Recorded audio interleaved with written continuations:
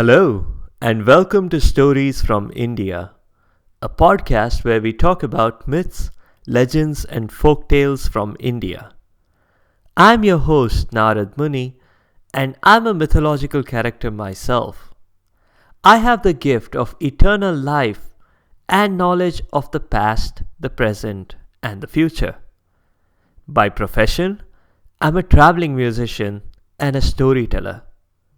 So the way I'm doing my job is by podcast.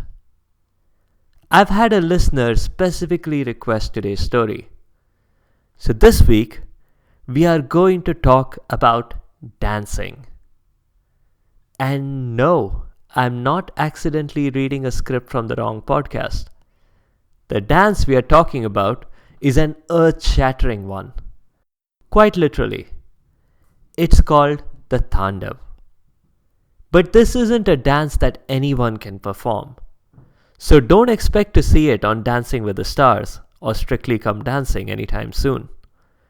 The only one who can perform it is Shiva, the destroyer in the Holy Trinity. There are two versions of this dance.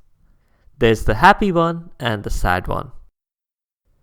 There isn't much of a distinction to be made between the two, because both of them result in earthquakes. Our story begins in a dark forest, where a few dark rishis met for a dark purpose. Now, if you have seen Star Wars or seen or read Harry Potter, you can easily imagine what dark rishis are. They are like the Sith, or the Dark Jedi, or like Death Eaters. They use the dark side of the Force. And their magic is generally pretty powerful magic. They can do things that ordinary rishis can't. In this particular case, that included terrorizing the villagers near the forest. 3 of the dark rishis were plotting their next move, chatting about what morally objectionable action to try next. Dark Rishi 1 wanted to teleport food from the local bakery because they baked the most delicious cakes and he had a sweet tooth. Dark Rishi 2 wanted to hide people's stuff.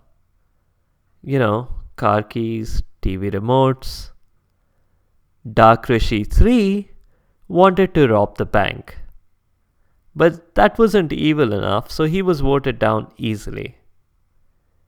The villagers had absolutely no proof that their problems were caused by the dark rishis. Nevertheless, they prayed to the gods to rescue them from these obviously evil rishis. They made the right call in praying to Shiva, the destroyer. Shiva appeared before them right away. A very different situation from the individual people we have met before on this podcast, who had to wait hundreds and thousands of years for an audience. There is power in numbers after all. Shiva appeared before them. "I don't know, guys," he said to the villagers. "This is iffy. You want me to destroy the dark rishis just because you can't find your TV remotes and your car keys? Have you even looked under the couch?" But the villagers had, and they were convinced that this was dark magic at work. "Fine," said Shiva, "but it's going to cost you extra. And I won't destroy the dark rishis. I'll just bring them to the light. I know there's still some good in them." That was acceptable to the villagers, who immediately began preparations for a temple on that spot. Meanwhile, Shiva disguised himself as a handsome beggar.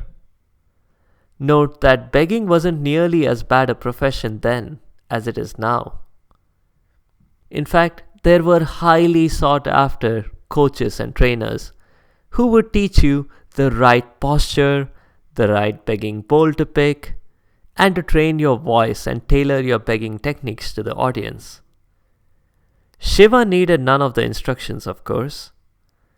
Being part of the Holy Trinity automatically gave him supreme knowledge.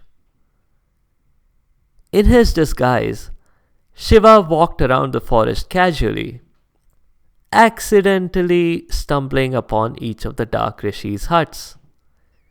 Conveniently, at a time when the dark rishis were away cooking up new mischief. Shiva made quite the impression on the dark rishis' wives. Even in just the couple of minutes of their interaction, of him holding out his bowl and a dark rishi wife pouring rice in it. So much so that when their respective husbands got home that evening, the wives began nagging them to try and switch to the begging profession. "It's noble work," said one wife. "It's easy work," said another.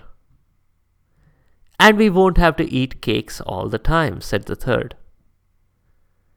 This went on for a while, with the stranger visiting the wives daily for food. "This is unacceptable," said a dark rishi later, when the three rishis got together to discuss their problems.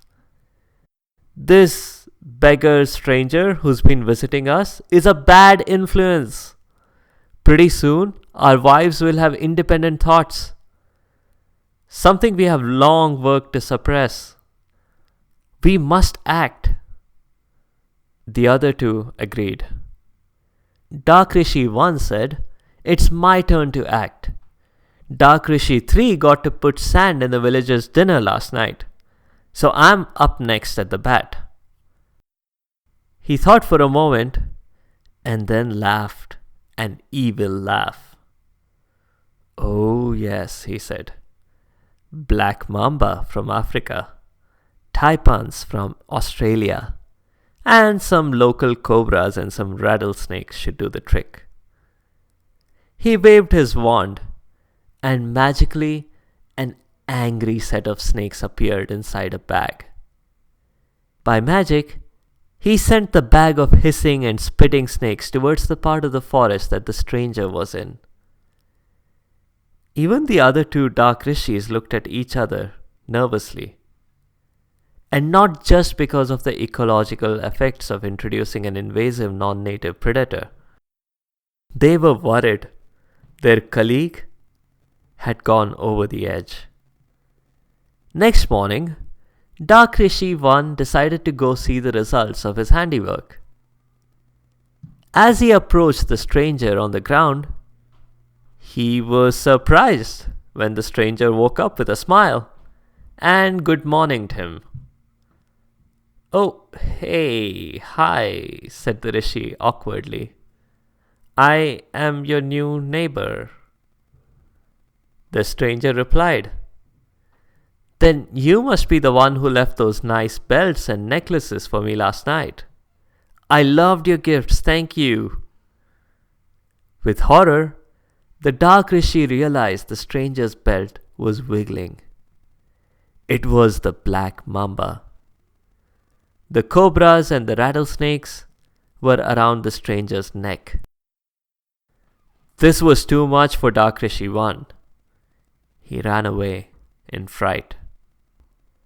Dark Rishi 2 decided to try next. This time, he sent a ferocious lion. But the next morning, the stranger thanked him for the comfortable lion hide blanket, though he had had to kill the lion and skin it and make the blanket himself. Dark Rishi 3 tried an angry elephant, but the stranger merely ended up with nice ivory decorations for his hat. Made him look like a Viking and everything. Frustrated and itching for revenge, the Dark Rishis tried to do something different. They would work together. They created something.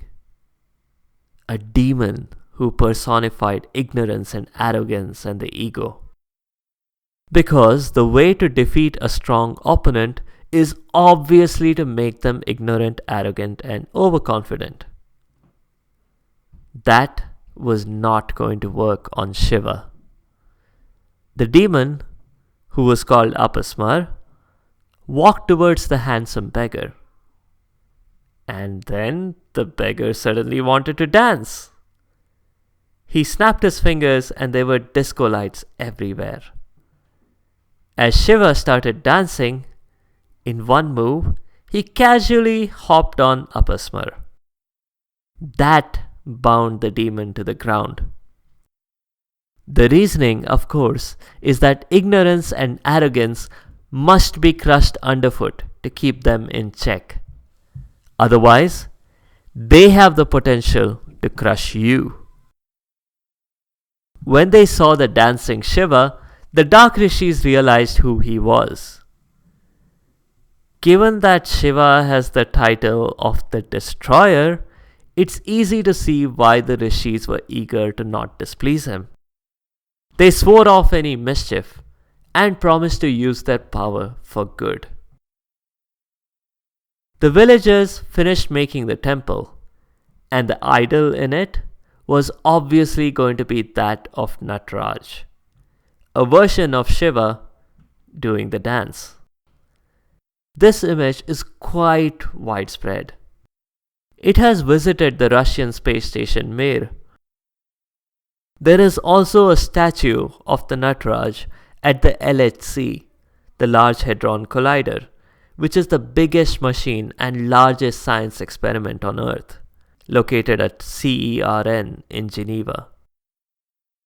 A physicist, Fritjof Capra, has famously compared Shiva's dance, the Tandav, with high-energy astrophysics. Given my complete and eternal knowledge of everything, I can say he's mostly right. Do check the links in the show notes for more links to images of the Nataraj. That's all for now. If you have comments or suggestions, please leave a comment or a review on the site sfipodcast.com or tweet at sfipodcast. You can also find me on Instagram and Facebook. Be sure to subscribe to the show to get notified automatically of new episodes. Thanks to all you listeners for your continued support and your feedback. The music is from purpleplanet.com. That's purple-planet.com. In the next mini episode, we'll meet a character from the Mahabharata. He's the son of Bhim, the strongest of the Pandav brothers. His name literally means bald pot, because his head was shaped like a pot and it was completely hairless. Way to get creative there. I'll see you later.